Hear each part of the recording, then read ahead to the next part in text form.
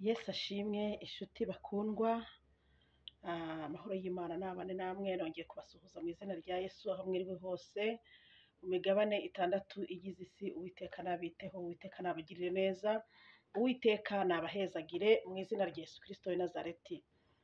Nje kugira ngo nsubize umuntu umaze iminsi uri kumbaza ngo nimubarize Imana niba ari mu ishuri. Kuko hari igihe umuntu ahura n'ibigeragezo bavandimwe, noneho ibyo bigeragezo bikagucanga, ibigeragezo bigasa naho bigukuye mu murongo mwiza, ukibaza ese Mana ni iki wanjijije, ese Mana ni irihe kosa nakoze, ese Mana byagenze gute? Ndagira ngo nsubize uyu muntu ndetse n'abandi babe bakumviraho. Ndababwiye ngo hari amoko atatu y'ibigeragezo. Hari ikigeragezo wizaniye, ikigeragezo kizanywe n'Imana, cyangwa se ikigeragezo kizanywe na shitani. Rero abakristu benshi bashobora kuba bafata ibigeragezo byazanywe na satani ku buzima bwabo bakabyitirira ko ari ishuri ry'Imana. Ndagira ngo hano uze gusobanukirwa, umenye itandukaniro riri hagati y'ikigeragezo wizaniye, ikigeragezo cyazanywe na satani ku buzima bwawe, cyangwa se ikigeragezo cyazanywe n'Imana ari ryo shuri ry'Imana. Imana ishimwe. Iyo dusomye Bibiliya mu gitabo cya Yobu igice cya mbere n'icya kabiri, hatubwira ko Yobu yageragejwe agaca mu buzima bugiye butandukanye kandi bubi, ariko icyo kigeragezo Yobu yari arimo ntabwo ari we wari wakizaniye. Muribuka ko Imana yaganiriye na satani ngo mbe satani uvuye kurambagira mu isi, ngo ese ngo witegereje ngo waroye neza ngo umugaragu wanjye witwa Yobu, ngo namubonye, ngo uriya ni umuntu unkunda cyane kandi bikomeye. Niko Bibiliya itubwira ngo Yobu yubahaga Imana. Satani aramubwira ati Yobu yabuzwa n'iki kukubaha? Yobu yabuzwa n'iki kugukunda? Yobu yabuzwa n'iki kugusenga? Waramuhaye ingamiya, ukamuha abana, ukamuha ABCD. Yobu yabuzwa n'iki kugukora no kugukunda? Satani, mujye mwumva yuko Sekibi n'Imana baraganira. Noneho satani abwira Imana ngo noneho mumpereze ngende mugerageze biriya bintu mbimwake ndebe ko akomeza kugukorera. Haleluya. Ni ukuvuga ngo inama yabaye kuri Yobu yo kumutwara ibye byose no gutwara buri kintu cyose, ingamiya, abana, ibintu byose Yobu yari afite biragenda. Ntabwo biriya bintu byabaye kuri Yobu ari we yagiye kubona buri kigeragezo kimujeho. Bavandimwe, niyo mpamvu mbona mbabwira nti ikigeragezo cyose kije ku buzima bwawe, umva itonde kigendemo neza, kuko utabuzi inama yemeje ko icyo kintu kinjiramo aho yakorewe, sibyo? Ntabwo ubuze ahantu iyo nama yabereye, ntabwo ubuzi niba Imana na Sekibi bakuganiriyeho, ntabwo ubuzi ikigeragezo urimo niba ari Imana ikiguteretsemo kugira ngo igupime. Yobu uriya munsi yagiye ku munzani, agiye kubona bucya abona ingamiya zirapfuye, abona amafarasi arapfuye, abona ibintu byose bikozweho na satani, ariko aherewe Imana n'ikintu, aherewe uburenganzira n'Imana. Icyo ni ikigeragezo cyazanywe n'Imana, ariko ntabwo cyitwa ikigeragezo, ahubwo cyitwa ishuri ry'Imana. Akenshi iri shuri ry'Imana, Imana ritunyuzamo ibona ko hari ibintu ushaka kwiga bimwe na bimwe. Hari igihe Imana ikwigisha ishuri ry'inzara ugasonza, yafunze amarembo. Haleluya. Yafunze amarembo, kuko ijambo ry'Imana rirambwira ngo iyo ifunze, haleluya, ntawe ufungura. Tari mu muryango wa Yuda, iyo afunze ntawe ufungura, n'iyo afunze ntawe ufunga. Amen. Niko yabwiye Petero. Bivuze ngo Imana ifite ububasha bwo gufunga buri kimwe cyose ku buzima bwawe. Nuko ukuntu tuvuga ngo abarozi baraza bakaturoga, ni ukuri ntabwo baturoga Imana itabyemeye. Ntibishoboka. Ese umurozi yakoroga Imana itabyemeye? Iramureka agakora ibye, ariko nyuma Imana ikaza ikagaragaza imbaraga zayo. Muribuka ko muri Yohana 9 no muri Yohana 11 ku burwayi bwa Lazaro no kubura buhumyi bw'uriya mwana, Yesu yavuze ngo ari ababyeyi be ari n'umwana nta kosa bakoze, ahubwo no kugira ngo imirimo yanjye yerekanirwe kuri we, imirimo ya data yerekanirwe kuri we. Akenshi uzasanga ibigeragezo tugenda tunyuramo, ibintu bigenda bidukubita hirya hino, mu by'ukuri usanga nta n'ikosa tubifitemo. Ikigeragezo kizanywe n'Imana ryo shuri ry'Imana nta ruhare wabigizemo, ariko ugakubitwa mu sherami, ugakubitwa ugasufura. Yobu baramuvuze kugeraho mu by'ukuri, kandi yararenganaga. Baravuga ngo ariko iyo Mana ukorera ye wayihakanye, niko umugore we yamubwiye, wayihakanye ubundi kwipfira bikarangira. Bavandimwe, ikigeragezo kizanywe n'Imana ntabwo gituma abantu batakuvuga ngo nuko Imana ariyo yakizanye. Hari umuntu wirukanwa ku kazi arengana pe. Hari umuntu ufungwa akajya muri gereza arengana, hari umuntu usenya urugo arengana. Ikintu ari Imana ishaka kugushyira mu ishuri, ibintu byose plane bikorwa nayo, ikotoreza satani kuza kukugerageza. Ariko samutema ari igihe abantu tutaramenya yuko ari Imana yohereje nabo barozi kutugerageza. Reka nkubwire, nta murozi ushobora gufata ikintu cyawe ABCD ngo akigireho ubutware imyaka 10-15 Imana itari kubireba. Imana yacu si igihumbya, ahubwo iramureka akagaragura, iramureka akazinga urubyaro, ikamureka akazinga ubukwe, ikamureka akazinga akazi, bikarangira n'ubundi ntacyo yimajije. Finarome Imana ikazi gakora imwereka ko ariko wakihaniye ko biriya bintu n'ubundi wamukorera uriya mwana wanjye waramudindije, ariko n'ubundi birangiye bikoze, kugira ngo imirimo y'Imana yerekanirwe kuri we. Ubundi ntabwo imbaraga z'Imana zagaragara baburozi batabanje kuturuga. None se urumva imbaraga z'Imana zagaragara gute? Twebwe turi tere y'imirimo y'Imana, turi tere Imana igaragarizaho imbaraga zayo, turi field Imana igaragarizaho imbaraga zayo. Icyo ni ikigeragezo kizanwa n'Imana. Mbahaye urugero rwa Yobu, ariko ntabwo cyitwa ikigeragezo, cyitwa ishuri ry'Imana, kuko igihe cyagenwe Imana ikigukuramo. Kandi ikintu kikwereka ko iki kigeragezo urimo ari ishuri ry'Imana ni uko wumva ijwi ry'Imana kenshi. Wumva ijwi ry'Imana rikubwira, mwana wanjye komera, humura, ndi kumwe nawe, nzakugira neza, nzakugaburira, nzakwambika, nzaguha urugo, humura. Utugambo nk'utwo iyo wagiye nko gusenga ahantu hari abakozi b'Imana, Imana ikunda kukuvugisha bene ayo magambo. Nicyo kikwereka ko Imana izajya ari ishuri ry'Imana. Ariko nanone kaciyeho akarongo muri uko kuntu Imana ikubwira ngo nzakugira neza, nzakora gutya, birangira ikoresheje n'ubundi abantu igakemura cya kibazo. Yego, ikigeragezo rero cyazanywe na Satani. Ni kwa kundi ushobora kuba wicaye nk'uko mu rugo, nkunda kubaha urugero, wenda ukabona nk'umuntu aguteye ibuye wicaye mu rugo. By'ukuri icyo kintu hari uruhare wakigizemo. Hari ikintu ujya kubona ukabona nyine kizanywe n'imyuka mibi, bizanywe n'abarozi nyine nk'uko nguko, bakakugirira nabi utigeze ubigiramo uruhare. Icyo ngicyo cyose rwo iyo ugisengeye ayibiri yitatu kivaho, kuko urirukana Satani ukamubombarida ukoresheje ijambo ry'Imana. Ikigeragezo wizaniye rero, hari abantu benshi nshakaronko kuri iki kintu, hari abantu benshi mwirirwa murira amarira, mwirijije muzanayihoza. Ubundi iyo tuvuga ngo Imana izaduhoza amarira, Imana izahoza amarira ayo yaturijije. Ntabwo Imana izaguhoza amarira wowe wirijije. Haleluya. Imana izaguhoza amarira yakurijije. Ko muri Yesaya hatubwira ngo ninjye wagukubise, ngo kandi nanjye izakomora, ngo ninkugarukaho nzakugarukanaho imbabazi nyinshi. Amen. Amarira wirijije rero ni wowe uzayahoza, uzayihoza ubwawe. Rero biratangaza cyane kubona nk'umuntu yiriza amarira, warangiza ukakubwiza imbwira Imana nyomora nyiza muza amarira, kandi ayo marira niwe wayijije. Reka nkwereke urugero.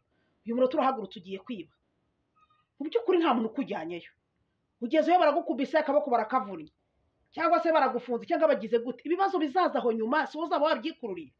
Ayo marira uzarira muri gereza, Imana izayaguha cyangwa niwe uzayihoza. Uyu muntu dufite abantu bagiye bajya gushaka, Imana yababujije.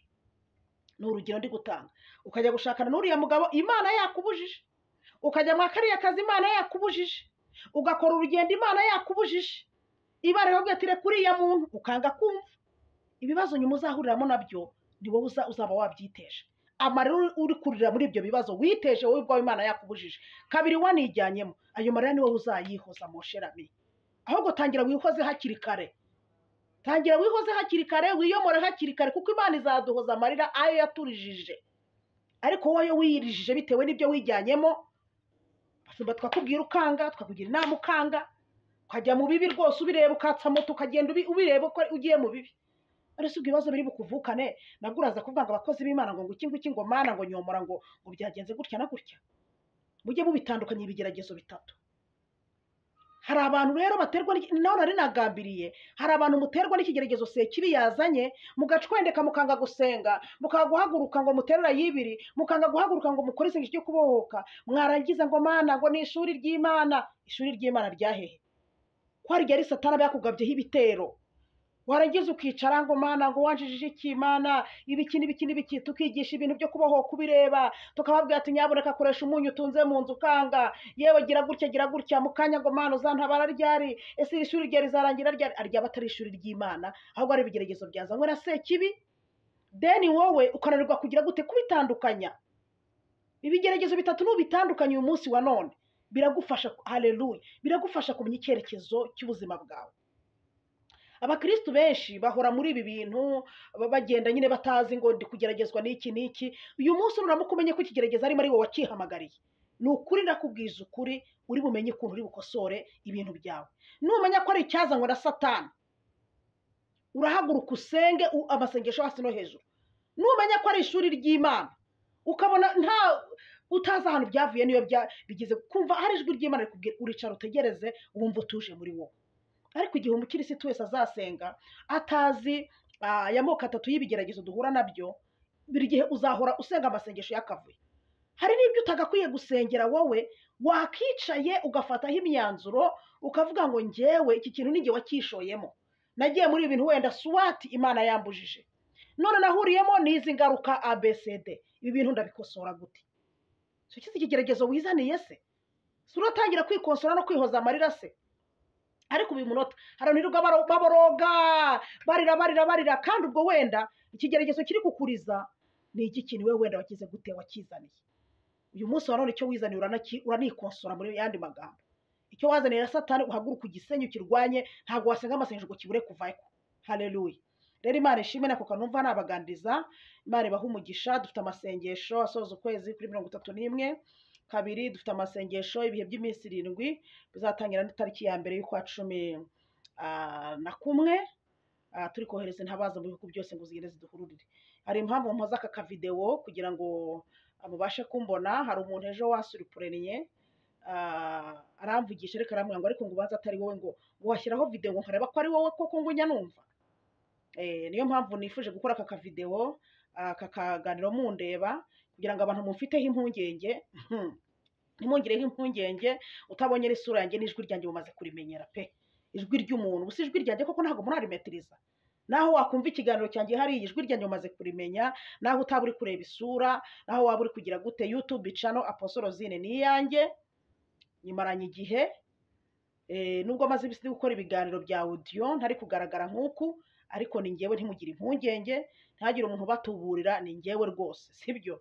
Niyo mpamvu nkoza aka kaganiro ngira ngo biyereke ko ari nge, hatagira umuntu ukomeza kwibaza ngo se ngo ni wowe cyangwa n'undi muntu. ngo ngira nimero imwe yonyine kuva 2008 narangiza secondaire, ngira nimero imwe sindigera nyihindura, imwe yonyine rukumbi baruyeho amazina yanjye ngira ndiho ku bwa Rosine. Ubwo yindi izaza nyiyitirira izaba iri kubabeshya, ntabwo ari ngewe. Ngira nimero ya 0788 94 24 14. Iyo niyo nimero yanjye ngira kuva 2008 kuva narangiza secondaire, niyo nimero natunze kugeza n'uyu munota, ntabwo ndayihindura. Rero Imana ibaha umugisha kandi Imana ibahe gukomeza gusobanukirwa n'aya moko atatu y'ibigeragezo.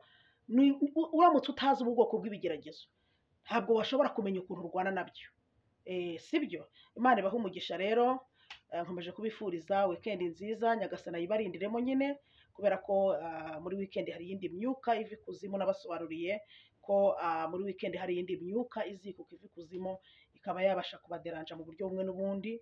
Nyagasani rero abarindiremo. Ndagushimiye nyaguhora ku ngoma Imana kubw'iki kiganiro cy'amoko atatu y'ibigeragezo.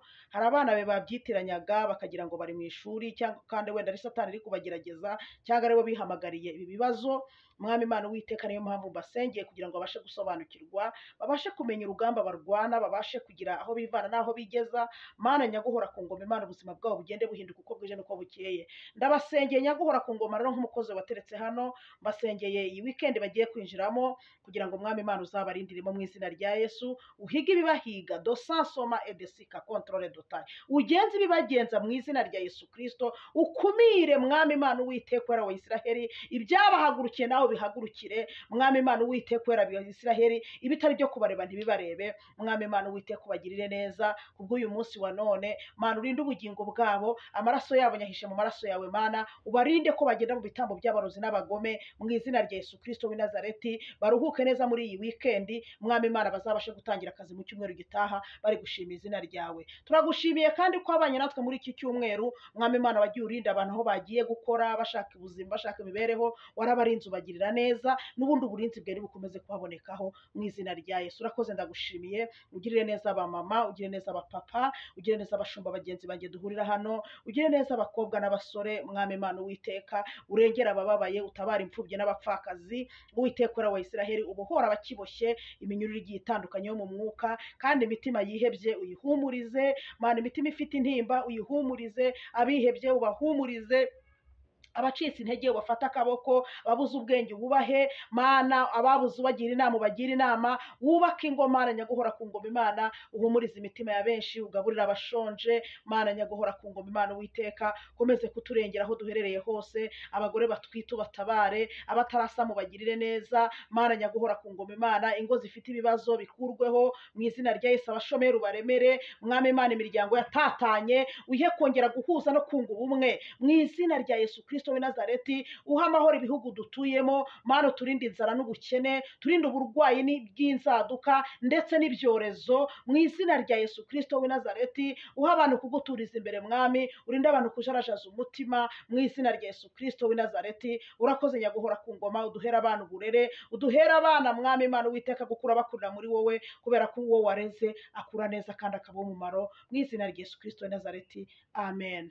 Imana ibahe umugisha rero. Shalom.